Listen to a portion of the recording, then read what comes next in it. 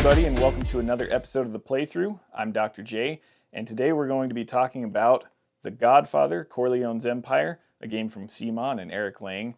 Heads up for those of you who are listening on audio, there's 2 videos that are going to go along with this, so if you want to check those out, head on over to theplaythru.net to see those videos, or to check out any of the other videos that we've done so far.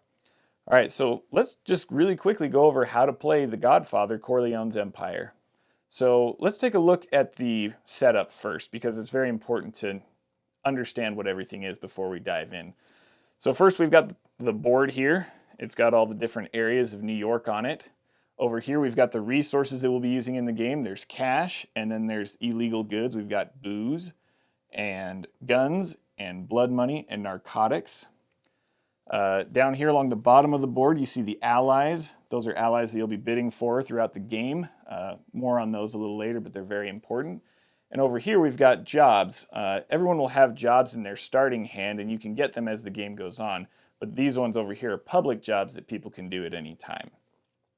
All right, so let's talk about how a round of The Godfather is played out. So if you look at the top of the board here, you'll see this track that kind of tracks the phases of every round. So we'll go through them one at a time and just sort of show you how a round is played. First is the business phase. What that means is, before you do anything, you reach over here and you grab a business tile and you put it in whichever borough is the next lowest number on the board that has an open space. So here the Upper East Side is number 3.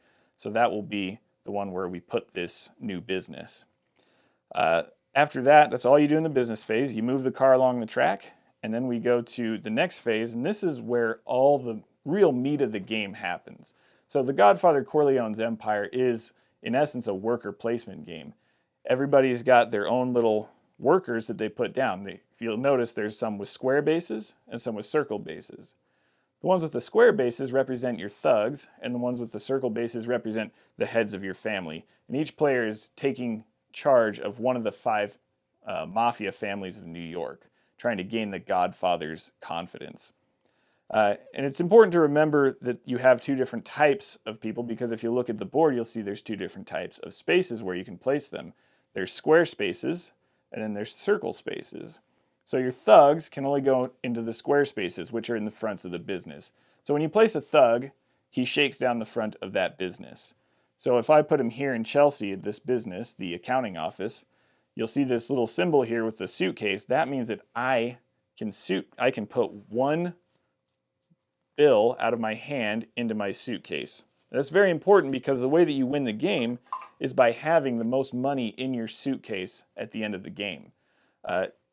Everything else doesn't matter. What matters at the end of the game is how much money you have in your suitcase. And there's some ways to get money at the end of the game, but we'll go over that a little later.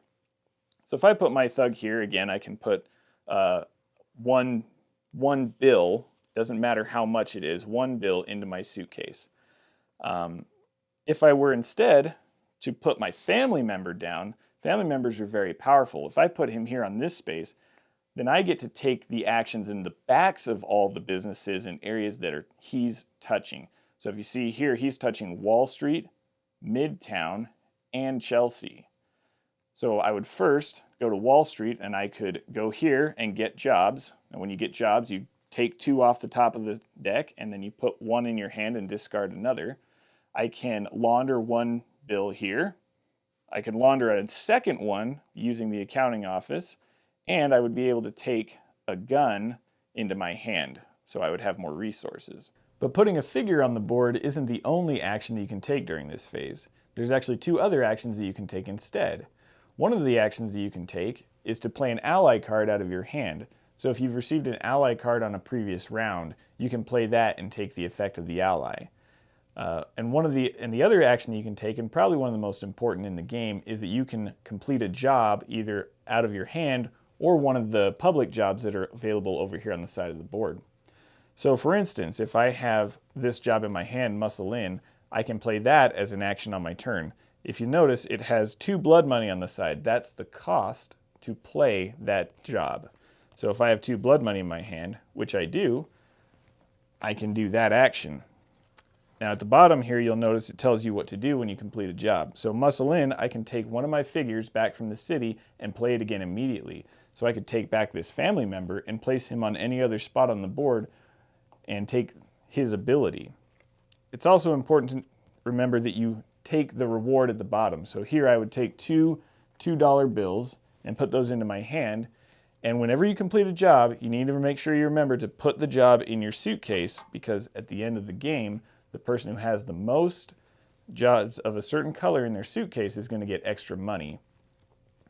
Another way to complete jobs, though, like I talked about before, is you can complete a community job. So over here, for instance, we've got the backroom deal, and this requires 2 alcohol to complete. If I had 2 alcohol in my hand, I could pay that and then take the action again from this one, and then make sure I take my reward and put that in my suitcase as well. So again, the 3 actions that you can take during this phase are to put a figure out on the board, complete a job, or play an ally card. It's important to remember, though, that once you've placed your last figure on the board, you can't take any more actions for the rest of the round. So if you have a job that you want to complete, you need to make sure that you complete it before placing your final figure on the board. So once everybody has used up all their figures, we move on to the next phase of the game. And this is where this stack of tokens comes into play. So these are control markers, and you put these in the areas that you have control of. So it's an area control game as well as a worker placement game. And what you do is you just go through each of the boroughs in order and count up who has the most strength there. So if we look at Wall Street, we've got 2 green figures and 1 yellow figure here. So green is going to take control of Wall Street. Then we go over to Brooklyn, and Brooklyn, there's 1 green figure, so that one gets a green one. The Upper East Side, there's nobody, so nobody gets that one. We go to Queens, that's owned by the purple. We go to the Upper West Side, again, nobody owns that. 6th, is Midtown, I would get that one since I have 2 yellows and there's 1 blue. And then we go to Chelsea, and you see that there's 2 figures, so nobody gets that one because it's tied. So once we've placed out all the control markers, then we go to the next phase, and this is where we bid for allies. And so what you do when you bid for allies is you have to take money in your suitcase and secretly pick an amount, and everyone's going to do this at the same time. And then once you've decided how much money you're going to bid for allies, everybody shows it simultaneously, and whoever bid the most gets first pick of the allies that are available along the bottom of the board. If there's a tie, then we go in turn order, and then once everybody has taken an ally who's bid for one, who's able to, there's always going to be one person who doesn't get an ally at least. But once everybody's paid and picked up their allies, then we go to the final part of the final phase of the round, and that's the discard phase. So if you see here, it's got this symbol has a hand of cards with an X on it. If we look over here at the different acts, they also have the same symbols here, but for Act 1 it says 5. That means at the end of Act 1 you have a 5-card hand limit. If you have more than 5 cards in your hand, you have to discard down to 5.